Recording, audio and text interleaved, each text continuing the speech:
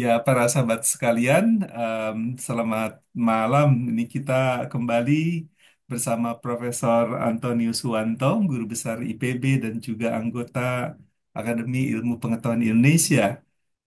Kali ini kita akan berbicara mengenai aspek kebahagiaan dalam program makan gratis atau makan bergizi gratis yang baru-baru ini diluncurkan ya oleh pemerintahan baru kita, Presiden Prabowo. Prof, terima kasih sudah hadir kembali em, di kesempatan ini karena topiknya ini terkait dengan makan bergizi gratis ya untuk anak-anak sekolah.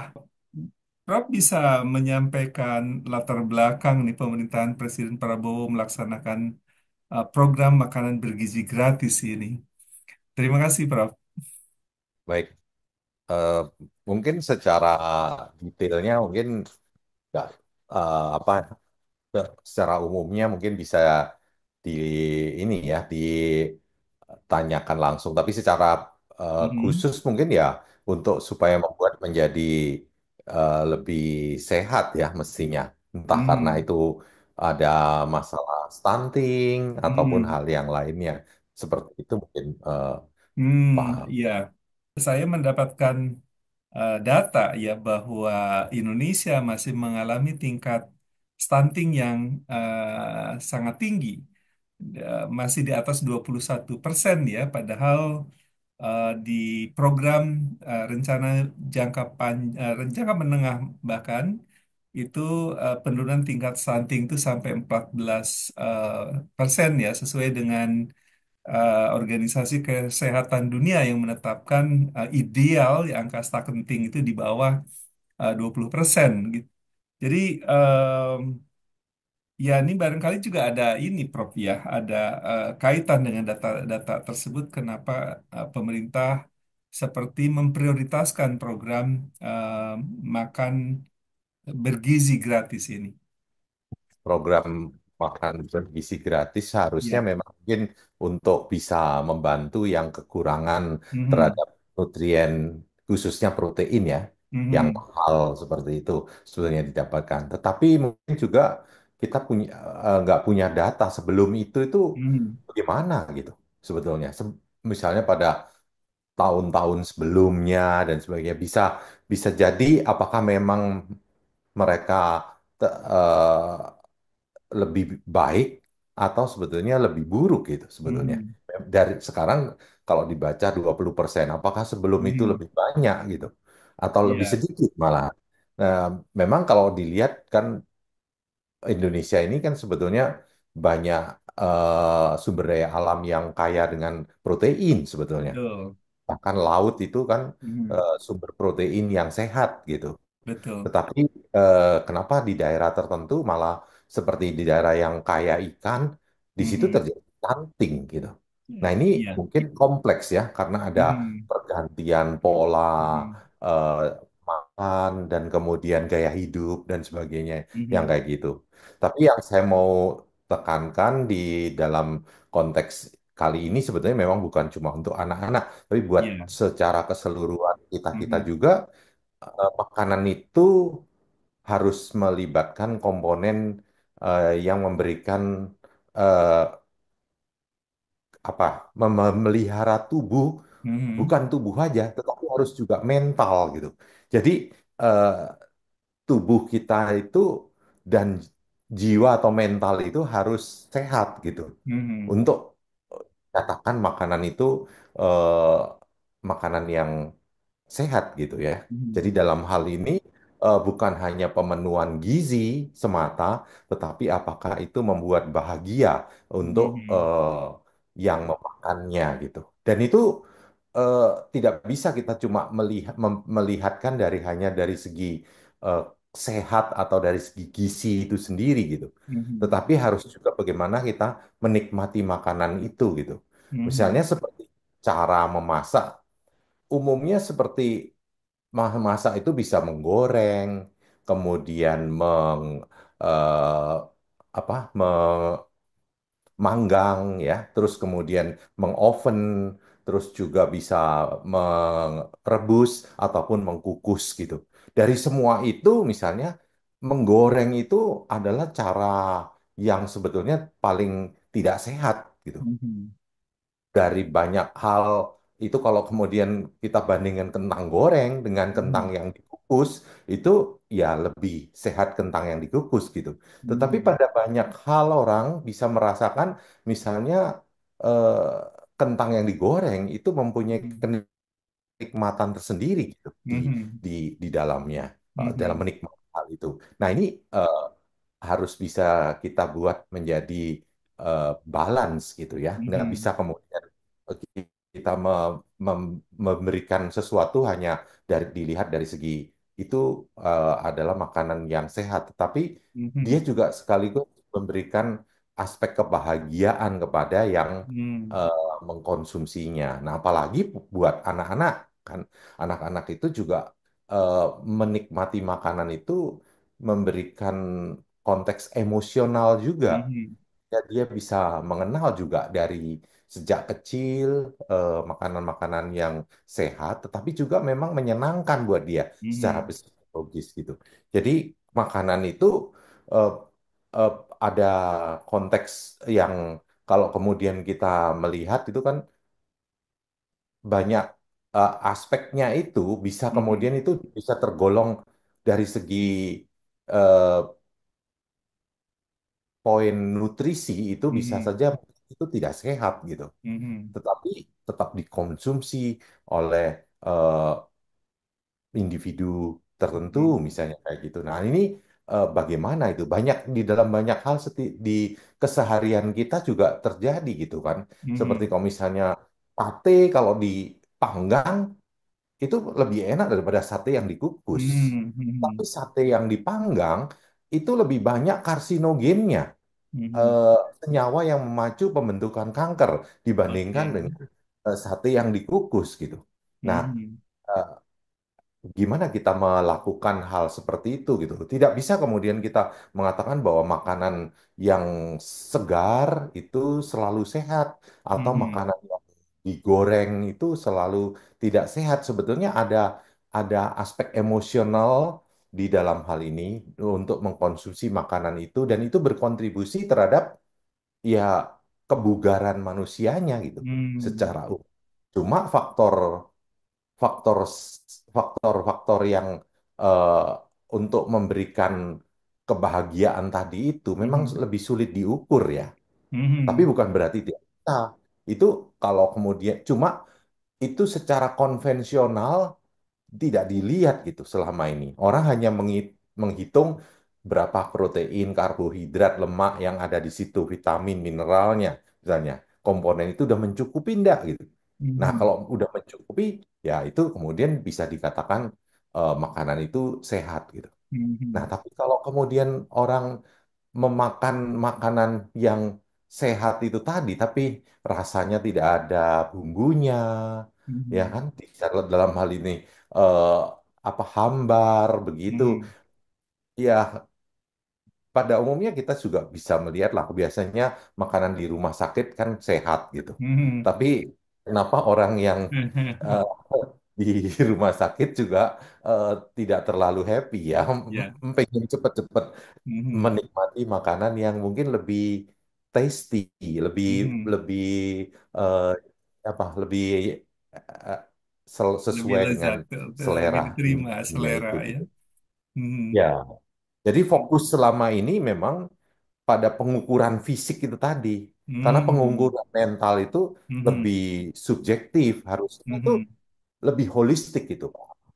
Jadi Mhm. dalam hal ini kita ya coba seperti kalau kita bicara mengenai kopi aja sama teh itu. Mhm. Kan kopi sama teh itu nggak masuk dalam hitungan makanan di gizi yang mana gitu. Mhm.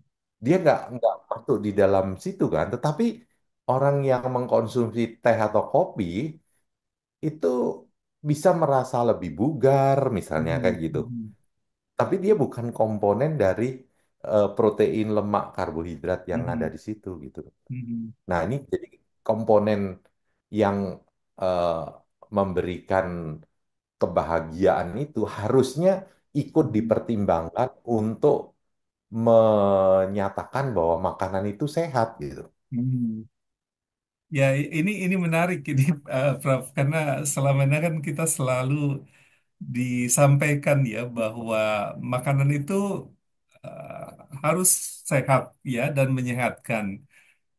Tapi dalam dalam perspektif lain seringkali itu makanan sehat itu secara taste ya secara rasa itu tidak lezat, kurang enak. Nah, jadi ini menariknya jadi apa yang diusulkan Prof tadi adalah adanya keseimbangan gitu ya karena menikmati makanan bukan hanya dari segi fisiknya saja ya tapi secara emosional bagaimana kita bisa membangkitkan kebahagiaan kita waktu kita mengkonsumsi makanan ya, Prof. Yang penting apa yang dimaksud tadi juga jangan berlebihan gitu ya.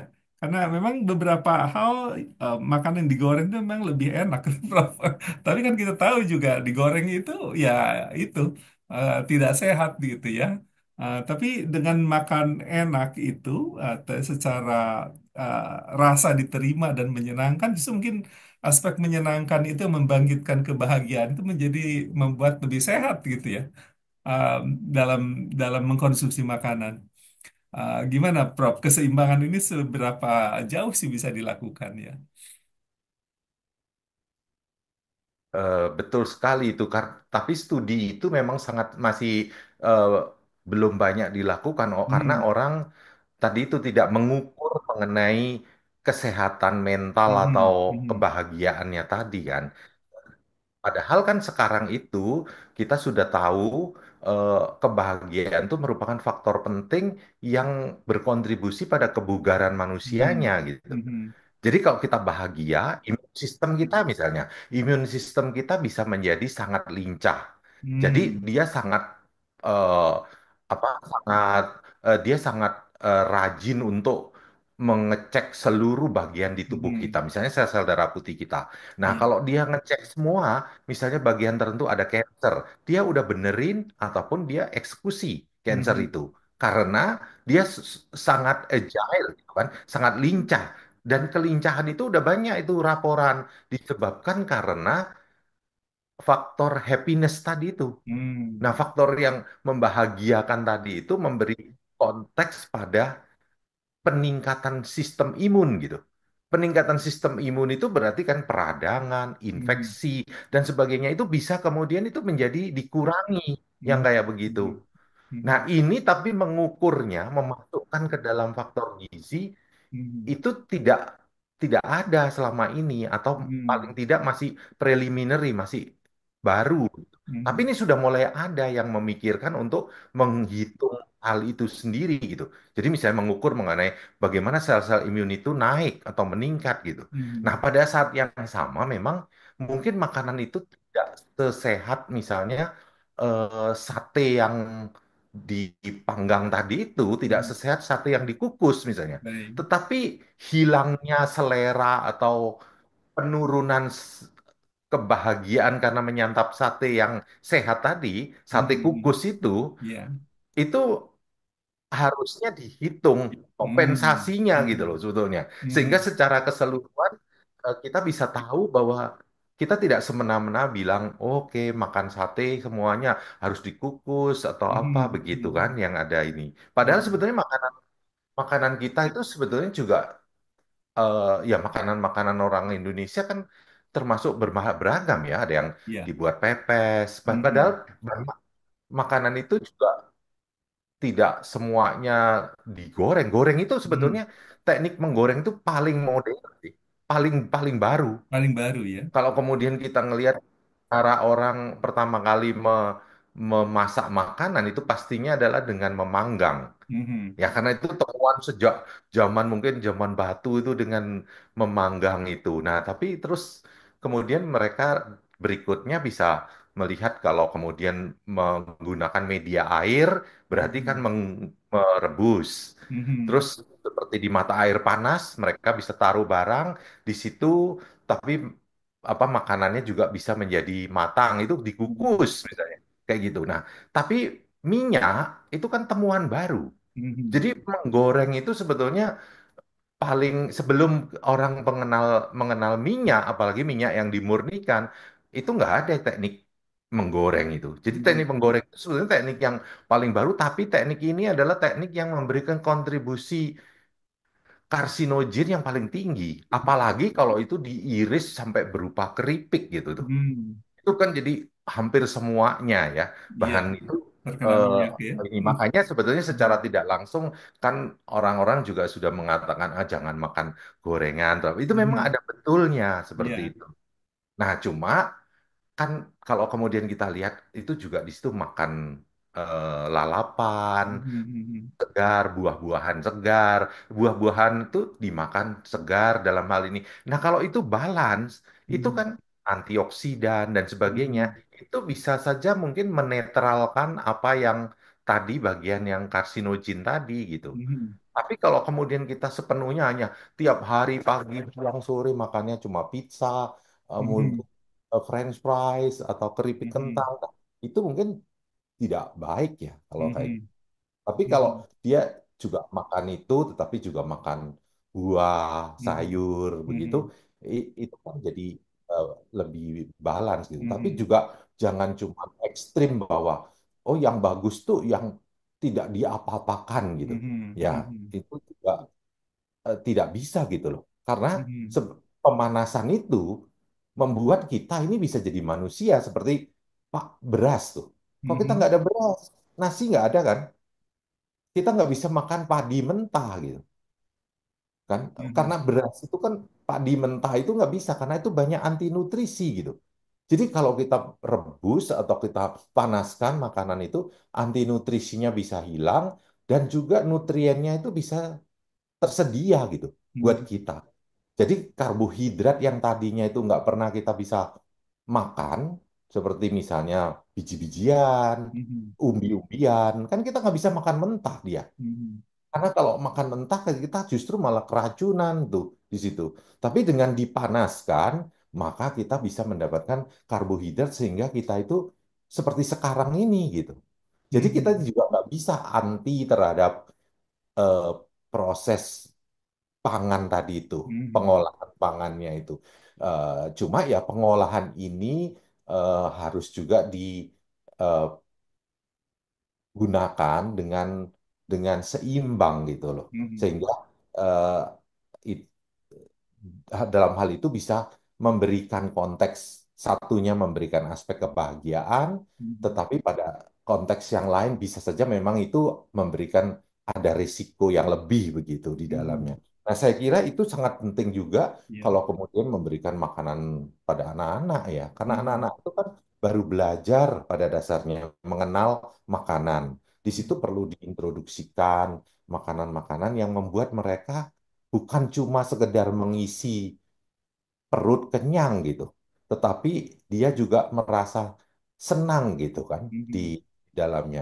Itu makanya eh, sangat sangat banyak dilakukan misalnya di negara-negara yang mungkin lebih maju gitu, Pak. Mhm. Baik, Prof, ini terkait sama pengalaman emosional ini ya, waktu melakukan santap makanan.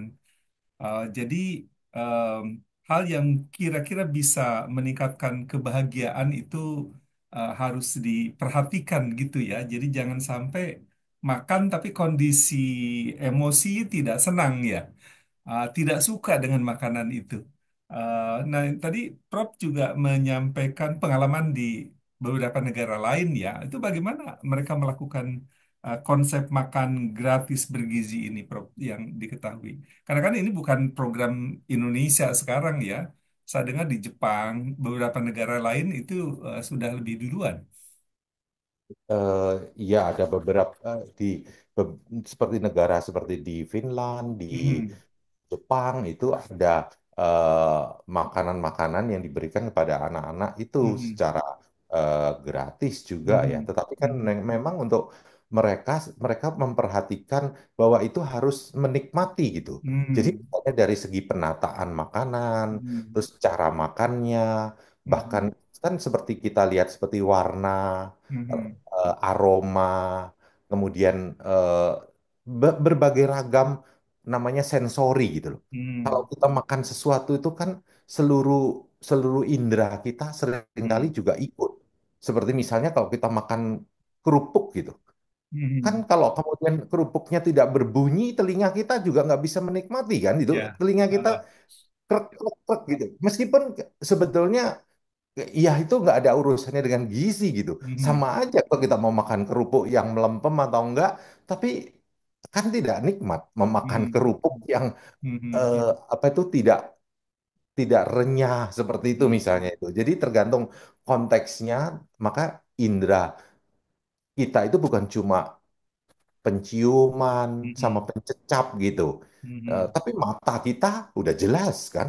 Makanya kenapa penyajian itu dilakukan dengan baik. Karena kalau kita Hmm. lihat makanya makanan Jepang itu di package, ditata, Hmm. disajikan dengan sangat baik seperti itu. Sehingga menarik dan dari mata tadi udah memberikan aspek menyenangkan gitu. Hmm. Belum lagi dari baunya, ya kan, yang semacam itu. Dan termasuk sensori dari indera kulit kita. Kan seringkali Hmm. kalau kemudian apalagi kalau orang Indonesia suka makan pakai tangan. Nah, itu bisa Hmm. memberikan sentuhan kan ini Hmm. makanan ini sesuai apa enggak gitu. Karena Hmm. makan pakai tangan itu sendiri juga apa itu satu hal yang juga sangat baik sebetulnya di Ya. dalam hal itu. Menambah Tidak. kenikmatan ya. Jadi Iya, ya. kenikmatan di dalam menyantap itu ya, secara Ya. emosional membangkitkan apa Karena ya, indera, sensori kebahagiaan tadi ya. oh ya, indera Hmm. ini yang di kulit itu Ya. ikutan juga gitu. Perasa Hmm. itu, indera perasanya diikutkan. Jadi Hmm. panca indera kita bisa ikut di dalamnya. Nah, makanya jadi sebetulnya warna, aroma, penyajian dan Hmm. tekstur makanan itu tidak bisa dibuat dengan sembarangan. Jadi Hmm. bukan hanya sekedar ini ada eh, ayam, ini ada Hmm. nasi sudah gitu. Terus Hmm. di, di dibuat awut-awutan Hmm. gitu Hmm. asal pokoknya kenyang aja gitu. Bukan Nggak seperti bisa itu ya. gitu. Bukan bukan asal kenyang gitu. Seharusnya Hmm. ya itu kita bisa berusaha lah menata. Padahal kan Indonesia Hmm. sendiri sangat kaya buat Betul. tumpeng ya kan kayak Hmm. wadah-wadahnya semua itu sangat Hmm. kaya dengan Artistik ya. beragam Hmm. artistiknya itu Hmm. sebetulnya. Cuman kita tidak tidak memunculkannya sementara kayak seperti di Jepang di negara-negara Hmm. itu mereka berusaha untuk memaparkan kepada anak-anak itu sehingga Hmm. mereka selain menyantap makanan tetapi ada juga kebahagiaan yang secara emosional didapatkan gitu. Oleh Hmm. Nah, Prof, ini bagi saya ini perspektif baru ya, karena ingat makanan itu kan selalu yang didengung-dengungkan adalah sehat ya, aspek kesehatannya atau aspek sehat dari makanan itu.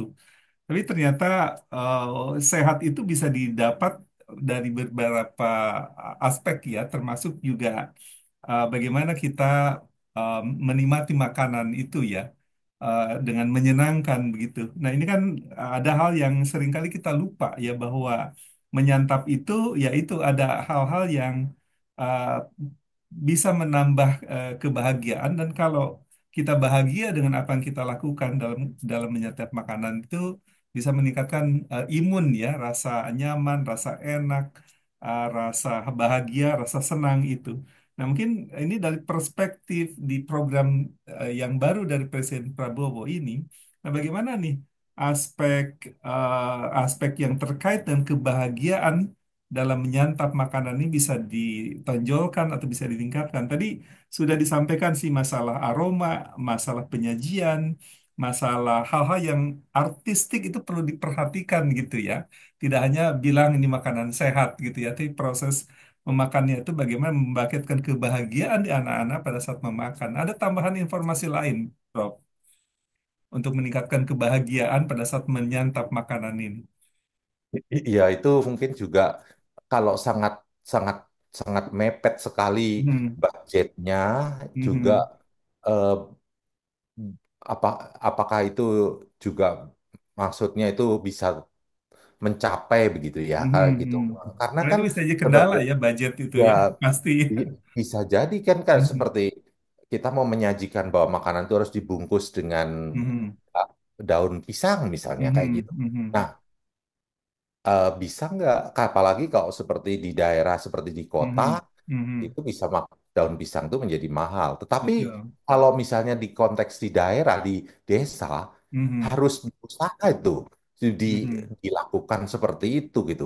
Ya, mhm, mungkin kalau digunakan pendekatan-pendekatan yang lokal, mungkin itu mhm, malah juga bagus gitu. Kayak mhm, misalnya di situ ada apa ubi jalar, kemudian ada ikan dan itu mhm, mungkin juga mhm, sudah lebih dari cukup ya. Tapi mhm, kayak seperti protein, mhm. kan kita juga punya protein yang sangat bagus seperti tempe. Selain dia itu sumber protein nabati, Mhm, tetapi juga dia punya probiotik gitu loh. mhm, Jadi nggak perlu beli yogurt, nggak perlu mhm, beli kayak semacam probiotik-probiotik yang mahal, mhm, tetapi itu probiotik yang sudah dibuat oleh alam seperti mhm, tape, mhm, tempe gitu kan, mhm, di terasi, tauco itu kita kan punya banyak itu. Nah itu bisa mhm, dimasukkan ke dalamnya gitu. Untuk orang kota kadang-kadang itu mahal, tetapi kalau mhm, mungkin di desa bisa saja mungkin itu lebih lebih bisa eh, apa dijangkau. Saya nggak jangkau. tahu juga apa seperti itu karena kedelainya toh juga banyak yang impor memang kan Mhm, sebetulnya. Tapi eh, bukan berarti itu tidak bisa dilakukan daripada misalnya kita memfokuskan pada susu misalnya gitu. mhm, Ya, misalnya. Jadi di di cuma ya nggak tahu apakah dengan budget yang sangat terbatas itu mhm, mungkin untuk memenuhi kebutuhan kalori aja udah pas-pasan gitu mhm. misalnya. Tapi untuk menambahkan cita rasa kan itu Mhm. menambah biaya, bumbu Betul. misalnya, aroma, Mhm, eh, warna, penampilan segala mhm, itu mungkin bisa eh, jadi akan karena kalau makanan itu mestinya itu eh, bagus, bergizi, tetapi disajikannya tidak sesuai, ya akhirnya mhm, itu juga memberikan kesan tidak baik gitu. Karena pada mhm, manusia tidak bisa eh, memakan sesuatu ya yang sebetulnya secara eh, sembarangan seperti itu gitu. mhm. Eh, baik, Prof. Kelihatannya ini yang bisa dilakukan juga sebagai tambahan dari apa yang sudah disampaikan tadi adalah menciptakan atmosfer menyenangkan ya di sekolah atau tempat-tempat makan itu, supaya ini jadi pengalaman yang buat mereka secara emosional menyenangkan ya, membangkitkan kebahagiaan. Jadi event-event yang mungkin ini semacam pesta bagi mereka nih. Bagaimana mengemas mengemas kebahagiaan itu, Prof, yang kira-kira bisa dilakukan di luar tadi ada biaya-biaya tambahan ya. Tadi iklim sekolah mungkin ya, atau menciptakan ya event untuk makan siang gratis itu sesuatu yang ya yang menyenangkan ya seperti pesta tapi membuat anak-anak riang gitu ya, senang bahagia jadi bukan hanya apa ya konteks makanannya itu sendiri gitu ya. Ada hal Betul. yang bisa disampaikan terakhir ini Prof terkait dengan program makanan gratis bergizi ini, supaya lebih eh, efektif supaya lebih mencapai tujuan ya. Eh, karena ini kan berbiaya mahal juga karena ini melibatkan seluruh ya anak-anak di Indonesia ya di usia sekolah.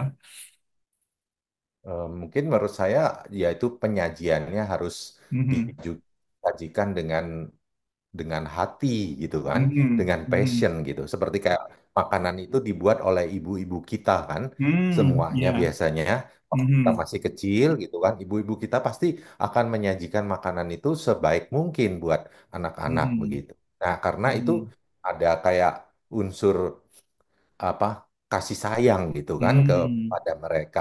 Sehingga dengan begitu ya pasti makanan itu berusaha disajikan dengan sebaik mungkin begitu mhm, pada anak-anak itu sehingga pengalaman itu membuat mereka juga tumbuh menjadi generasi yang bukan hanya sekedar tahu itu Mhm. adalah pemenuhan gizi, tetapi itu Mhm. adalah bagian dari mengenal apa budaya secara Mhm. emosional buat Ah, mereka. Karena makanan itu bagian yang sebetulnya sangat mhm. eh, apa integrated gitu Mhm. dari sejak kecil. Dan yang saya perlu kemukakan ya makanan itu memang harus eh, jangan membosankan gitu ya. Jadi Mhm. terus-terusan Mhm. itu kan kita juga bisa menjadi bosan dan harus balance gitu. Mhm. Makanan yang eh, segar Mhm. kombinasi dengan makanan yang memang eh, dimasak dengan berbagai teknik gitu. Mhm. Nah, itu akan memberikan paparan kepada mereka juga Mhm. keragaman dari eh, apa tuh eh, diet ataupun kuliner yang ada di situ. Mhm. Ya, dengan demikian penting nih buat pemerintah untuk menangani program makan bergizi gratis itu bukan hanya dari segi makanannya itu sendiri ya, tapi bagaimana program ini dikelola, melibatkan supplier, melibatkan orang-orang yang kira-kira punya passion ya untuk terlibat dan seperti bagaimana seorang ibu melayani anak-anaknya ya, jadi ada sukacita bagi anak-anak terlibat atau ikut di dalam program ini. Menarik ini, Prof. Terima kasih. Ini mudah-mudahan ini sesuai dengan harapan kita ya. Anak-anak kita menyambut dengan riang, gembira, dan mendapat pengalaman yang menyenangkan dan menambah apa ya esensi kebahagiaan mereka di waktu-waktu sekolah ini ya dengan makan atau menyantap makan bergizi gratis ini. Ya. Terima kasih, Prof. Atas waktunya. Selamat malam juga. Selamat malam, ya. eh, Mari